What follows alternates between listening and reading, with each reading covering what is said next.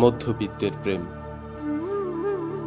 তোমার ছোট ছোট ইচ্ছে পূরণ করতে গিয়ে আমার ছোট ছোট ইচ্ছে অপূর্ণই থেকে যায়। যখন অনেক দিনের জমানো টাকায় তোমায় একটি শাড়ি কিনে দিতে চাই, মনে হয় কতদিন আমারও নতুন পাঞ্জাবি কেনা হয়নি। সেই এক শার্ট পরে পরে কখন যে তা ইউনিফর্ম হয়ে গেছে টেরও পাইনি। হয়তো তুমিও পাওনি, পেলেও জানাওনি। তা না হলে একঘেয়েমির আমাকে দেখে প্রতিবারই কেন বলবে, এত সুন্দর লাগছে কেন তোমায়?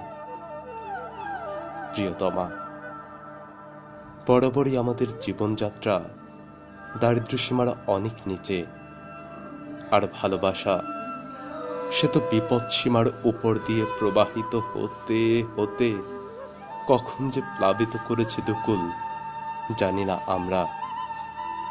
তবু বেঁচে থাকা আমাদের। হঠাৎ হঠাৎ হাতে একটু বেশি টাকা এলে তাড়াহুড়ো বেড়ে যায়।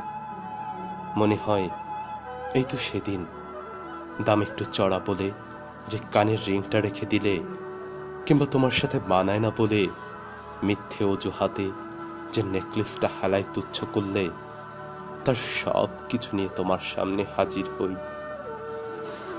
সবাই তো আর আমাদের মতো না। ওদের অনেক থাকার ভিড়ে তোমার ছোট ইচ্ছেটাকেও কখন যে কিনে নিয়েছে দোকানিও জানে না। তাই প্রতিবারই শুনতে হয়, অনেক দেরি করে এলেন দাদা। আমার আমার এত দেরি হয় কেন বলতে পারো? কেন হয় এত বিলম্ব?